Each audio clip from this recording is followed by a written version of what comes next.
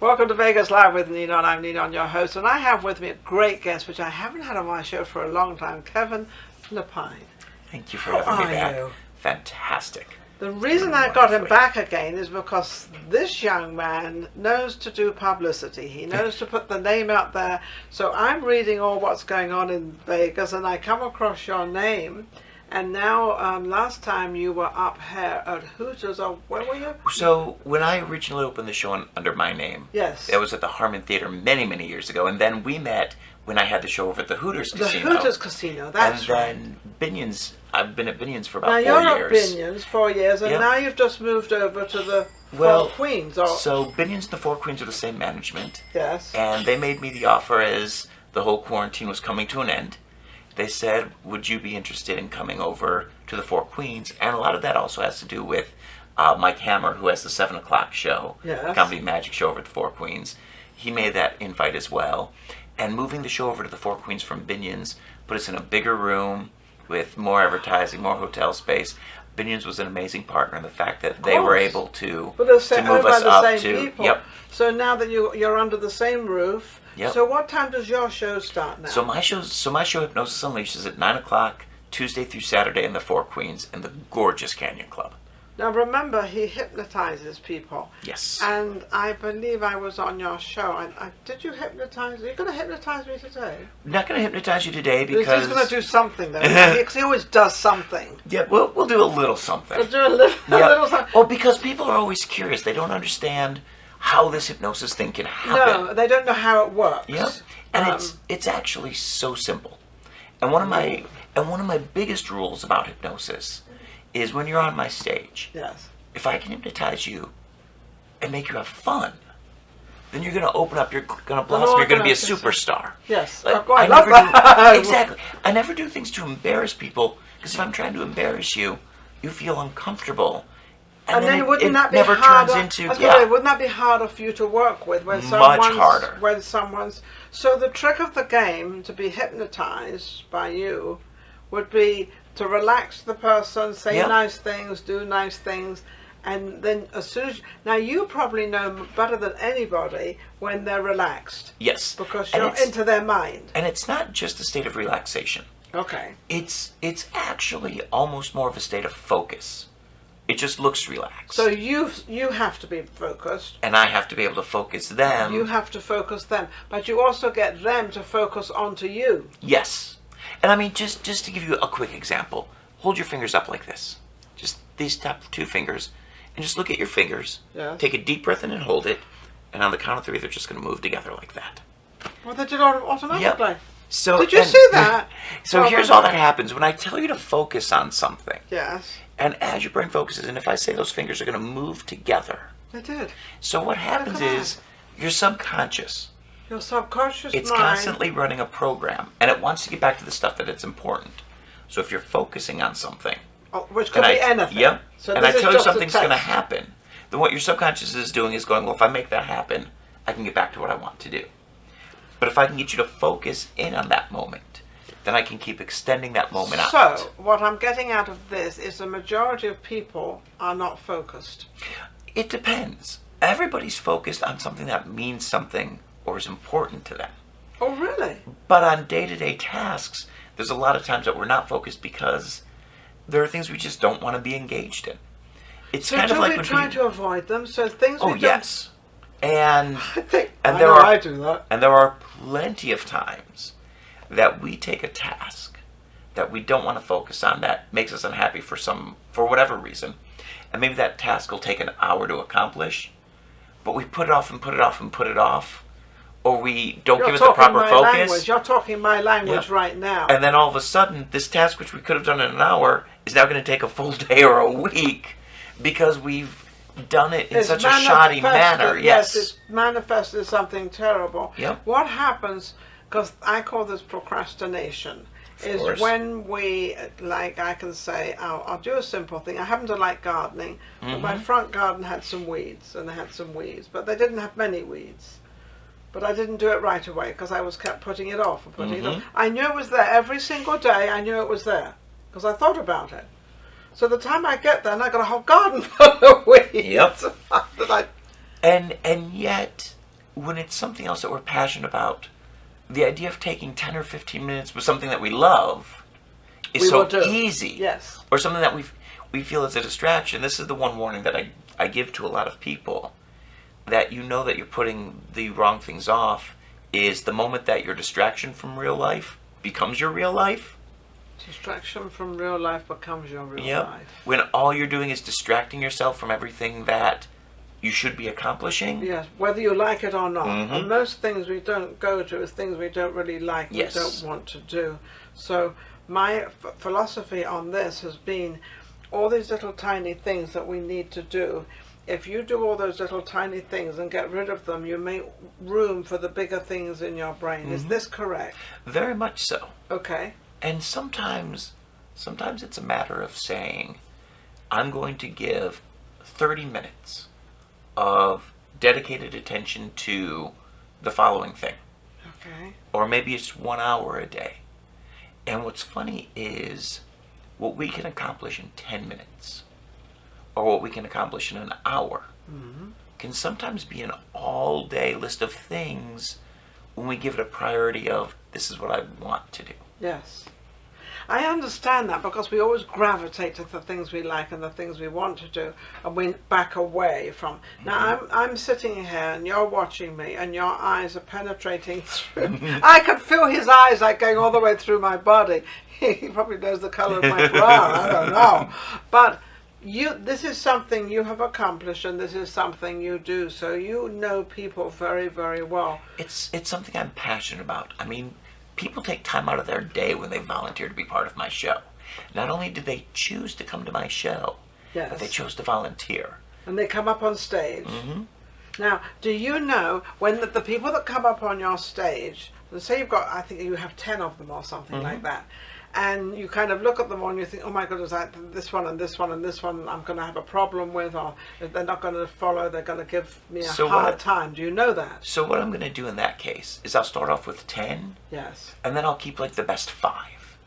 Ah, okay. And the reason that I do that is, let's say that you were person 6, where you were right on the edge. Do I keep you or do I not keep you?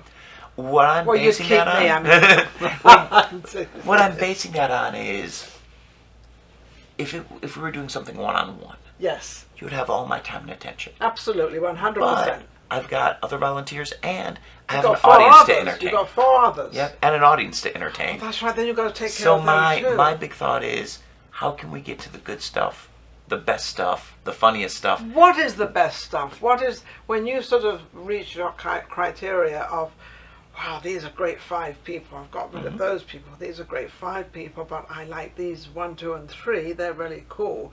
What makes you decide to go into these people and accomplish what you can accomplish that you know they're going to do? So once I know that they're hypnotized, how do you know they're hypnotized? So body movement. First thing I'm looking for is REM, rapid eye movement. Second, I'm looking at their face. And I'm looking for, when I say I'm looking for their face to fall, that almost sounds like a sad thing. So let me elaborate. You're looking to relax. I'm looking for that face to relax. To relax. It actually, so here's a good reason to get hypnotized. Your face relax. You actually look way more youthful on stage. Hang on a second. Yep. I'm relaxed now. Do I look better? And then I'm looking for their breathing to shift down. Okay. I'm looking for how they are reacting to what I'm saying. And then in the first couple of things I'm going to do, I'm going to get a good idea of your personality. Okay. Do you have a big personality? Do you have a shy personality? And even if you have a shy personality, I can turn you into a superstar. But that might mean maybe I'm not putting direct solo attention on you. Maybe I'm having doing things with a group to make you all look great. So that you all look good. Yes. So what is your criteria? You are at the 4 Queens. You're doing extremely well. Where do you personally want to go? You don't always stay at the 4 Queens, obviously. Oh, I would love to. You'd like to? Oh my God, I would love to. You'd love to always stay there. Yes, it is. It's an amazing room. It's an amazing venue. Isn't that wonderful? I get to work around amazing people. With Hypnosis Unleashed being at 9 o'clock, I've got my camera at 7, so I've got another comedy performer that I can sit there and just bounce things off of as well. And how great is that to have? It seems like you've got your niche. Then I'm asking you if you've got your niche. You've just found your, well, not just, but you have your niche. Very much so. Now you perform on Tuesday through Saturday. Tuesday through Saturday. Yeah, so we're dark Tuesday, Sunday, Monday. Wednesday, Thursday, 5 days you're out there. That's pretty cool. It is. Now, do you have a big audience each time, or? It depends. We'll have anywhere from 40 people to 140 people. Really? Yeah. Oh, it holds that amount. Oh, yes. Do you find more people, because of the pandemic and because of everything's going around, do you find more people coming to you to find out more about themselves and the world and what's happening? During quarantine, I did a lot more with teaching hypnosis and helping people to relax during this whole thing, and to reduce stress and to reduce anxiety. I did a lot of that. You look like you don't have any. This guy Kevin doesn't have any lines on his face, and I know him from 5 years ago, so I know you've aged. That is a credit to my wife Emily, who makes my life better and easier every single day. Oh, isn't that? I love that when a husband. Complete truth. When a husband talks about his wife like that, I think that's so beautiful. She Not enough men fantastic. do that, and not enough women do that either. I think that's so. You have a fan. Does she come down to your shows? And She's actually half of the show with me. Oh, she's half of it. She wasn't before. Nope, she's half of the show. She is, so she does all of the onstage, like keeping people safe. Yeah. She's the protector. Yep, she's the protector. She's your protector. She's my partner up there on stage.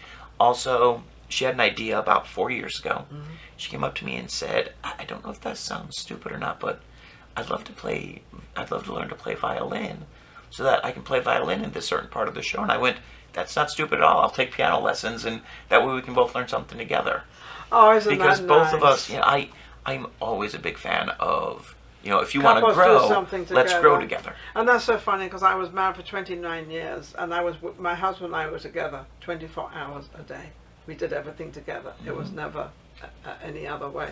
So I do believe in that. And people say, how could you be with him 24 hours a day? And I never really thought about it. I said, well, I don't know. I was with my father 24 hours a day, so I guess, he was a man, and he was, and it was fine.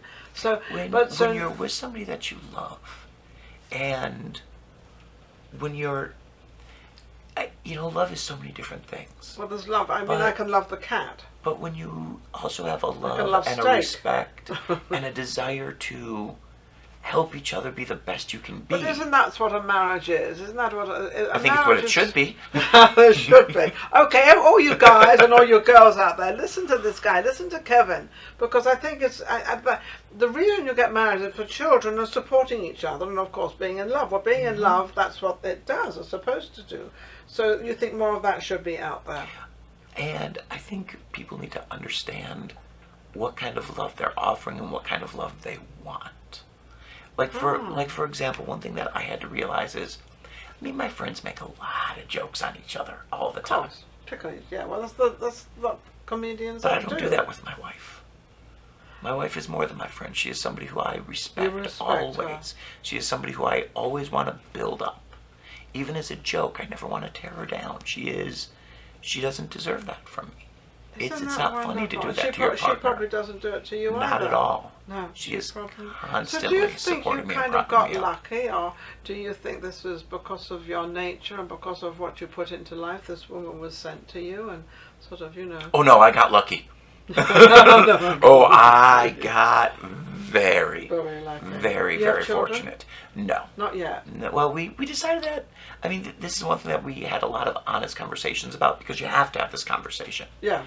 Neither of us wanted kids. Oh. But we wanted to make sure. I don't have children either, but I wanted them, but couldn't have them. But we wanted to make sure, are you sure you don't want to? Yes. Are you sure you're not going to change your mind? Are you sure that you're not saying, well, I don't want to have kids because you don't want to have kids, but 2 years from now, I'm hoping you'll change your mind. Well, that you can't do that. But that also but that's not just the child debate. There's a lot of that in marriages where people are like, oh, well, when I marry this person, they'll just change and agree with me. Oh, they won't. No. No, people don't change, do they? You don't.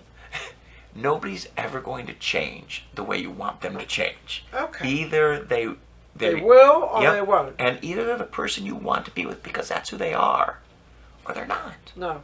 Do you think women, I'm going to talk about women, try to hypnotize... And now she's leading me to the gallows. Let's see how this goes. Yes, I'm taking to the gallows of women. Do you think some women try to hypnotize their men and try to sort of guide them to get them where they want them and what they want? I think people do that. I love the way he answers with people. Well, he doesn't want to say just no, because it's not men just and women. I will say, from my personal experience, women are much better at being subtle about it. See, I know that women have subtlety down, I think, more than men ever will. Do you know why? Because they have to, not have to, but they take care of the children. They go through the pregnancy, so they have this subtle way of doing things and trying to understand. And because they're women.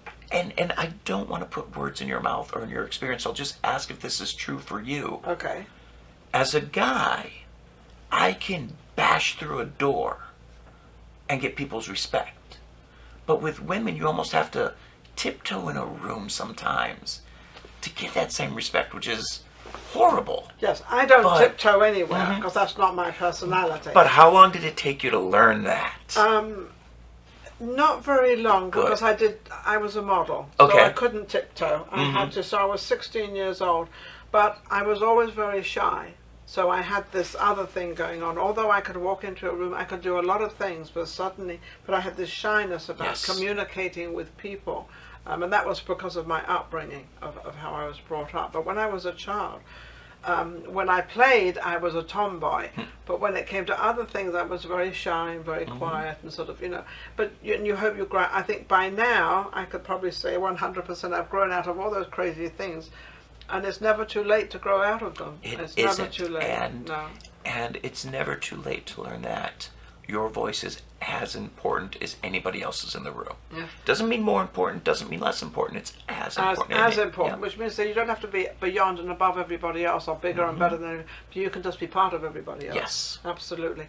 I never thought, interviewing you today, that we'd be talking about all this stuff, because hypnosis is where you make your living. This is where you take care of all your people and you do your thing.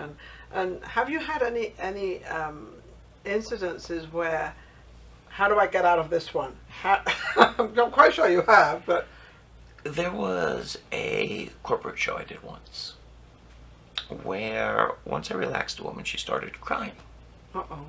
And she just kept defaulting into crying. And finally off mic. And I also realized that the whole audience was looking at her in a way that I didn't expect them to look at her in this situation as she was crying. Because it could be part of the... Off mic, I asked her, is there a reason you want to cry? And she said, yes, there is. I said, okay. What I'm going to do is I'm going to let you cry for a minute. Then I'm going to come back. I'm going to tell you to sleep. And then you're just going to kind of sleep through the rest of the show. And then talk to me afterwards, and we'll figure out what emotion you want to go through. Well, it turns out... So we did that, and everything went perfectly. I got multiple standing ovations in that show for that moment, because the entire audience, this was a corporate event. They all knew her. They all knew a piece of information I did not know. And you didn't know. The information I didn't know was her husband had been in a motorcycle accident, had been in a coma for months, and had just recently passed. As she told me after, she had not had permission or time in this entire event to cry. She had not been able to access that emotion. And you did that for her. But it was also understanding why. This is the main thing that I have to do with everybody on stage, is I have to have that sense of empathy for them. Yeah, well, of course. Because if something's happening that's a little outside the norm, that you're not expecting, because you don't know. Exactly. So you have to calm down the whole thing, and you have to put it together as of to whatever they're doing. Yes. So you have to think pretty fast. And I mean, we're talking, that was one person in probably 50,000 that I've hypnotized. Do you have to have a doctor's degree to do this? No, but there are certification courses. When I learned, so many years ago, the only place that I could find to learn was in a course that was set up for social workers. And thankfully... And I mean, I was like a 19, 20-year-old kid. And thankfully the instructor looked at me and went, well, why do you want to learn from me? And I explained what I wanted to use hypnosis for. I always knew I was going to use it for shows. Because I explained to him, I want you to teach me how to do it right. so that I can make sure everybody has a good experience with me. And also for anybody out there that knows how it's done, they know that you're doing it right, and you're not just flying off the wall doing everything else. On that, we've had a fabulous interview with Thank you Kevin. for having me. I always have a great time. I know, it's always nice. I love to learn about this. I learned more about this that I didn't know we were going to go around this path at all, but then I don't pre-interview, so I don't know either. But we've learned a tremendous amount, because it's not just getting on stage then, 10 people come up and I'm going to send 5 back and I'm going to keep you here. When you come to the show, you're going to laugh, you're going to have fun. Yeah. I'm going to turn you or one of your friends into an absolute superstar, and we're going to have a great time. We're going to have a good time. Yeah. And we know you're the Four Queens, Las Vegas, which is downtown. Yes, Hypnosis Unleashed. You can go to hypnosisunleashed.com.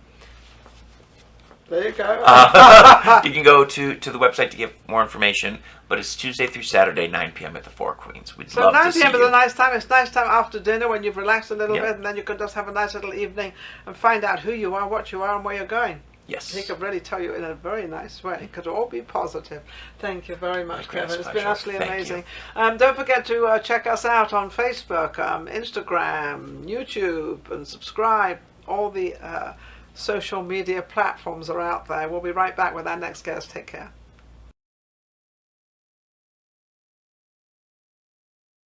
If you enjoyed the last show we just did and all the other shows, don't forget to subscribe. Vegas Live with Ninon on YouTube. We've got plenty more coming up, and our guests are amazing. So don't forget to subscribe. We'll be right back. Vegas Live with Ninon.